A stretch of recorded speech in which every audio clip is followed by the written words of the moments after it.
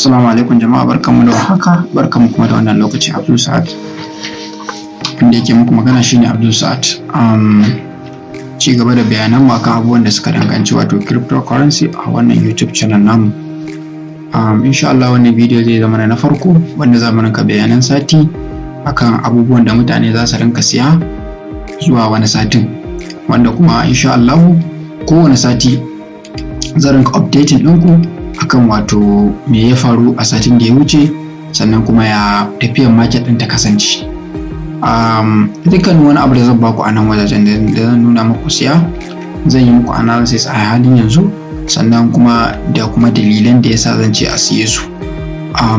Abu na farko shine in ba ku manta ba, recently na yi bayani akan wato shi wannan coin ɗin wato sushi up, wanda before a tun anan da muku bayani shi kuma kun ga ya shoot up zuwa nan wajajen, wanda na san wasu za su yi taking advantage ɗin wajajen nan domin sun samu riba. So ga waɗanda suka siya, congratulation, na tabbata cewa yanzu kuna cikin riba tsumuru, kuma still ba a samu ba mu zo target ɗin mu ba. Idan kana if you are a scalper, na tabbata kana nan kana wato scalping ɗin market ɗin, a kowane point za ka rinka taking profit, sannan ka rinka binta kana siya. So irin wannan abun yana da matukar amfani, kuma strategy ne mai kyau ga wanda ya iya shi, wanda yake kan computer 247 ko kuma yake tare da wayan shi a koda yaushe zai rinka wato yin analysis akan wato waɗannan abubuwan. Abu na gaba shine bayan wannan kun zo kun sayi shi, ba kuma muna kan wa'a za mu zo mu karasa shi a 4 hours domin ƙara nuna muku point da ya kamata a ce kun gani. ko kuma ta wannan shine wato muna kan under trading view, wannan shine trading view a inda muke ajiye duk wasu sandan mu a dangane da wato analysis. Wannan shine wato trend line, wanda wannan trend line ba abin da yake mana nuni shine duk wani abu da muka siya a wajajen zai rinka wato bounce back domin ya koma kowane waje. Shi yake mana wato nuna mana support and resistance akan cryptocurrency. Ina fata an fahimta, wanda in wani ya san wannan wajen, so shine a nan wajajen according to na san wannan bidiyon zai ɗan tsayi, amma ku kalle shi da kyau saboda zan bada analysis akan abubuwa kamar guda 4 ko guda 3 ko guda 5. Wannan wajen ba ma tunanin cewa zai yi ƙasa. If kasuwar bitcoin da wato BNB za ta ci gaba da tafiya, abin nan koda zai yi ƙasa down, muna tunanin iya nan ne, sannan zai ƙara zuwa ya koma nan, inda a ƙarshe a wannan target shine zai zo 0.19, wanda insha Allah in a previous week zai yi mana update akan ina ya je, ina ne all time high din shi, ya sauko ne ya fasa duk abubuwan da muka faɗa ko kuma bai zo wajen ba. So now zan bar wato wannan fiya din, kuma zan batta akan yadda na wato zana wannan abun, kuma batta inda muke targeting inda zai je. So now za mu kuma kan wata fiya din, still not late, amma kafin ka siya za ka yi zuwa kai analysis mai kyau, ka tabbata ka siya daga retest. But kafin nan bari na nuna muku inda za ku iya ku shige shi. Na delete din wannan, bari na koma da ku 15 minutes sai in nuna muku inda entry ɗinku zai kasance idan ma za ku yi order din. So now zan ɗauko trend line ɗina, wanda na san tunda mun riga mun sa shi a wato a 4 hours, sai mun ƙara sanya wani domin in nuna muku point inda za ku iya ku saye shi. Mun ga nan wajajen idan har market ɗin za ta dawo wajen, already ma na kan ma tana kan wajen ko. So now a yanzu da nake wannan bidiyo ɗin, na san cewa kafin na ɗora shi akan YouTube, market ɗin za ta iya canza direction.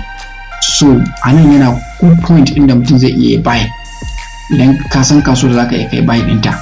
So our order target shine bana ma tunanin zai iya zuwa wajen, saboda anan na san za a samu rejection daga nan wajajen, wanda zai iya yin sama ya dawo zuwa nan, ko da kuma zai ƙara dawowa. Kun gani abin da kusan yake faruwa ne a halin yanzu. Ba na nuna muku abin saboda na riga na gane chat ɗin. Kun gani, kun ga ai wani candle gashi nan ya fita, wanda yake nuni da kasuwar za ta yi sama. Kun ga candle ɗin, kun gani gashi nan yana nuni za ta yi sama ta dawo nan. So ko da ta dawo nan ɗin, maybe probably za ta yi ta ƙasa, ko kuma wannan candle ɗin ya ƙara yin ƙasa kaɗan, sannan sai ya ja kasuwan zuwa sama. So kasuwar ne is a bull run market, za ta yi sama ne sosai da sosai domin ta hitin wannan point ɗin, sannan ta ƙara dawowa ƙasa, daga nan kuma za mu tafi zuwa sama. So ga wanda yake so ya siya shine 0.16 shine target ɗin, which is current market 0.16. A lokacin da na uploading wannan bidiyo ɗin, wasu kan tambaye su ce wai shi wannan a ina yake so shi up ɗin nan. Socio yana cikin Binance ne kadai, ba inda zaka je ka samu Socio, only Binance. A nan Binance za ku je ku same shi. In ka tafi wajen spot trade za ku danna Socio kamar da kuke ganin wannan wajen, za ku rubuta shi kamar haka sai ku danna Socio, sai ku research akan shi.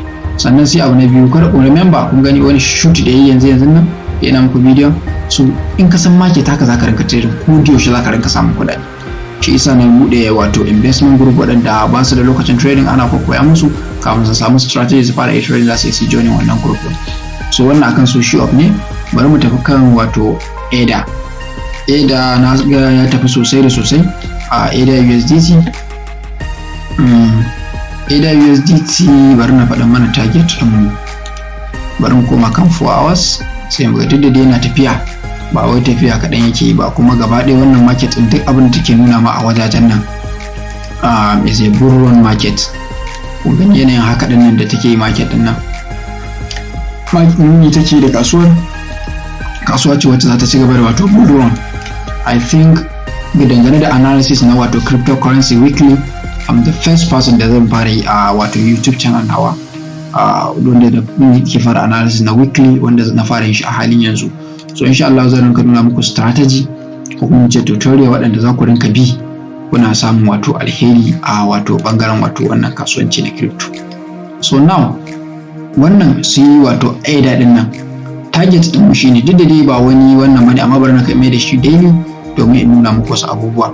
Inda da ce muna cikin wato me zan ce muku, ADA ina tunanin zai iya zuwa up to $4. So now tafiyar tashi ba karamin tafiya bace ba. Ga wanda yake so ya siya, bari na nuna muku entry na ADA. In kana da kuɗi za ka yi ka siya, domin a koda wani sati za mu rinka nuna muku wannan wato dalilin da yasa na ce a siye shi da waɗannan abubuwa. Kar ku nan na analysis na I think a 4 hours ko na drawing din wannan analysis din kun gani a 4 hours ne, so not a problem. Bari mu da 15 minutes domin in nuna muku entry namu. Shi ma wannan point din ina trend line, kun ga shi ma wannan wajen yake mana nuni da nan wajajen points ne da yake nuna market din. Kun gani yanayin da market din ke tafiya a nan, yana wani point ne da in ina da kuɗi I will buy it, zan siye shi a nan wajajen.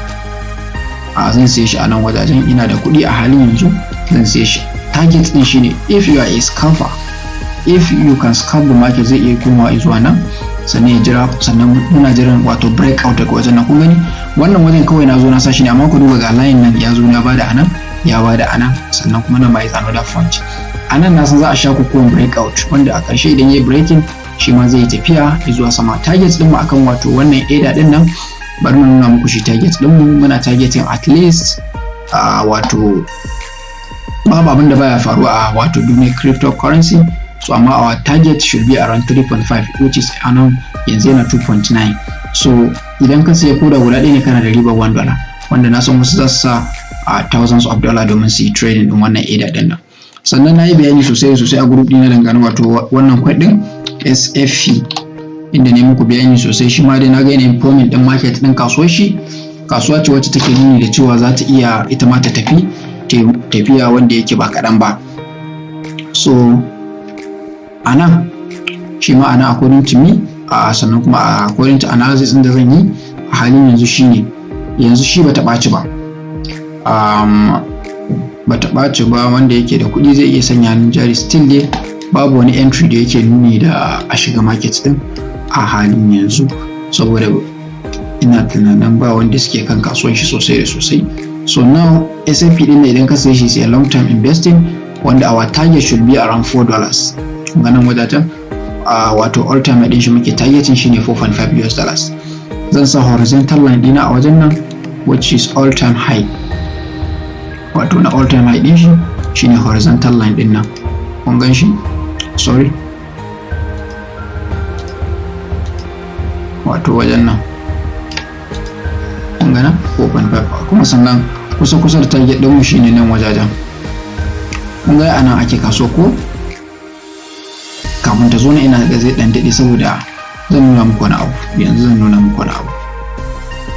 Market din za ta iya zuwa wajajen nan kafin ta breaking din a wajen. Is a long term investment, so ga wanda yake da kuɗi zai iya yi shi, is a long term investment. So now bari na nuna muku wani abu, bari na zoom din shi. Abin da yasa a halin yanzu ba zan baku entry akan wannan ba saboda waɗannan candles. Idan irin waɗannan candle din suka bayyana blue da red, kuma sannan ga wani kuma ɗan ƙararramin doji a nan ya bayyana da wannan babban faduwar, so nan ma wasu rejection ne a nan. Ba na tunanin akwai wani decision da za mu yi making a cikin market ɗin, saboda nan ma na ga wani coin, na ga wani karyewa da yana, sannan kuma ga wani faduwa shi ma da ya nuna a nan wajajen. So a nan I think we do not have any entry a nan wajajen. Idan ma za mu sai pal, sai dai mu sani it's a long term investment. In ka riga ka sai yanzu yana 1.5, muna targeting $4. So idan ka sai na 1000 before you know za ka yi times 3 din kuɗin ka. Idan har amma ka sani it's a long term investment, waɗanda na faɗa muku benefits ɗin shi a cikin group ina na wato WhatsApp group. Waɗanda suke so su join zan ajiye wato description, wato number wayan da za ka mun chat insha Allah zan yi adadin ka a cikin wato wannan WhatsApp group ɗin nan. Ina fata an fahimta. So now bayan ka siye shi za ka ci gaba da haƙuri, saboda market ɗin bana ganin tana da ƙarfi. Kasuwan Sepal ba ta da ƙarfi, wanda ta zo nan wajen ba ƙaramin wato jidali za a ɗanyi ba kafin ta je wajen. Akwai wani coin kuma wato dodo, in ba manta ba dai na sha yin analysis akan shi. Dodo bari mu searching akan shi. Dodo din yana 2 point now, wanda shi ma din mun duba market din shi sosai da sosai. Bari na ga shi ma ina yake heri, wanda cire wannan dodo. Kun ga kasuwar tashi,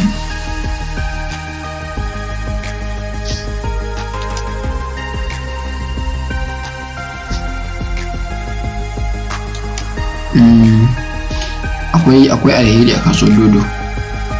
Za a samu alheri ga kwancin da nake mana hari yanzu, ga kuma inda kasuwa take nan. San komai ka tsaya ka nazo sannan zaka bada analysis akan shi. So now muna kan one day ne, wannan point din ashe za ku iya ku je ku bayin din shi zuwa idan ya zo nan 2.528 nan za ku iya ku dau profit a wajen. Sannan